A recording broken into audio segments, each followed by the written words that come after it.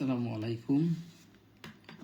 আমাদের আছে ক্লাস পঞ্চম শ্রেণীর অষ্টম অধ্যায় গড় অনুশীলনী 8-এর 2, 3 এবং 4। তো এখন 2 নম্বর অঙ্কটা যদি আমরা করি, 6টি বইয়ের ওজন 924 গ্রাম। বইগুলো গড় ওজন কত? তো বের করতে হলে রাশিল যোগফল বা রাশিল সংখ্যা। তো রাশিল যোগফল আছে 924 আর সংখ্যা আছে 6। এটাতে একটা ভাগ দিয়ে কিন্তু হয়ে যায়। তো আমরা কিভাবে লিখবো? আমরা যদি লিখি ডিরেক্ট যদি লিখি, সুতরাং বইগুলোর গড় ওজন কত? বইগুলোর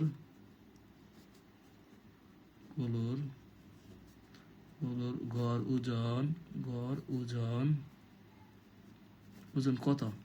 তে মোট সংখ্যা কত? মোট সংখ্যা হচ্ছে 924 গ্রাম ভাগ আর মোট যোগফল, এটা আসলে যোগফল, আর সংখ্যা হচ্ছে 6টি। তাহলে কত গ্রাম আসবে, তাই না? তাই গ্রাম। এটাতে একটা ভাগ দিলেই আমাদের এটা নির্ণয়টা হয়ে যায় কিন্তু। ঠিক আছে, 924 ভাগ 6 154 আসে। 154 গ্রাম, 154 গ্রাম। ঠিক আছে, আসলে সকলে এই 2 নম্বরটা বুঝতে পারছেন। এটাতে একটা আপনার ভাগ দিবেন, আর আসলে সবাই ভাগ পারেন। তো এখন আমরা 2 নম্বর অঙ্কটা যদি একটু করি, 3 নম্বর প্রশ্ন করছে, একটি গাভী থেকে প্রতিদিন কি পরিমাণ দুধ পাওয়া যায় তা নিচের চোখে দেখানো হয়েছে। হ্যাঁ, শনিবার, রবি, সোম, মঙ্গল, বুধ, বৃহস্পতি, শুক্র, এই 7 দিনে এক এক সময় এক একটা লিটার দেওয়া হয়েছে। তো প্রশ্ন হচ্ছে, গাভীটি প্রতিদিন গড়ে কি পরিমাণ দুধ দেয়? প্রতিদিন 7 দিনে দুধ দেয়, এত 7 দিন কিন্তু। তাহলে আমরা লিখবো গাভীটি প্রতিদিন গড়ে দুধ দেয়, এই সবগুলা যোগ করব, যোগফল দিয়ে ভাগ করব। ঠিক আছে, 7 দিয়ে আমরা লিখবো গাভীটি 7 দিনে দুধ দেয়।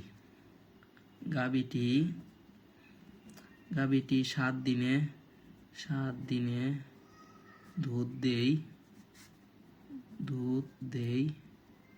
এখন আমরা এগুলো যোগ করবো। 7 দিন 13 যোগ 16 যোগ 15 যোগ 13 যোগ 17 যোগ 14 যোগ 17, 7 দিনের পরিমাণটা আমরা লিখছি। এখন এটা আমরা যোগ করব। ঠিক আছে, 13 যোগ 16 যোগ 15 যোগ আবার 13 যোগ 17 যোগ 14 যোগ 17 আসে আপনার 105। তাহলে আপনার 7 দিনে দুধ দেই 105 গ্রাম। তাহলে আপনার এখানে হচ্ছে গাভীটি প্রতিদিন গড়ে কি পরিমাণ দুধ দেয়, মানে একদিনে কি পরিমাণ দুধ দেয়। আর সুতরাং গাভীটি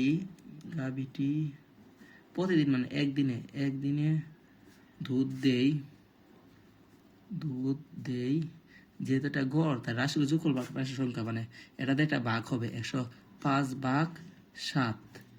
তাহলে প্রতিদিন কত লিটার দুধ দেই?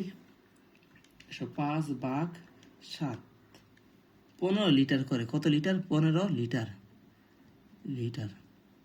আসলে এটা সকলে বুঝতে পারছে 3 নাম্বারটা। এখন 4 নম্বর অঙ্কটা যদি আমরা একটু পড়ি, এখানে বলা হয়েছে, সুহেল এবং হামিদার বাংলা, ইংরেজি, গণিত, বিজ্ঞান ও বাংলাদেশ বিশ্ব পরিচয় পরীক্ষায় প্রাপ্ত নম্বর দেওয়া হয়েছে। 5টা বিষয়ে প্রাপ্ত নম্বর দেওয়া হয়েছে সুহেল এবং হামিদার। প্রত্যেকে গড় নম্বর নির্ণয় করো এবং 2 জনের মধ্যে কে পরীক্ষায় ভালো করেছে তা বের করো। তো এখন সুহেলের মোট নম্বর কত আমরা দেখি, তারপরে গড় নম্বর। সুহেলের মোট নম্বর মানে যোগফল। হ্যাঁ, মোট নম্বর হচ্ছে, আমরা যদি একটু দেখি ডিরেক্ট লিখে ফেলি, 68 যোগ 95 যোগ 56 যোগ 90 যোগ 65। এটা আমরা একটু যোগ করে ফেলি। 68 যোগ 95 যোগ 56 যোগ 90 যোগ 65, 374 আসে। 374 আসে। এখন সোহেলের মোট নম্বর এটা। তাহলে সুতরাং সোহেলের গড় নম্বর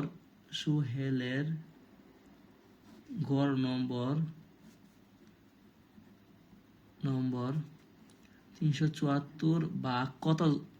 1 2 3 4 5 6 1 2 3 4 5। তো ভাগ 5 5 5 দিয়ে আমরা ভাগ দিব, ঠিক আছে। 374 ভাগ 5,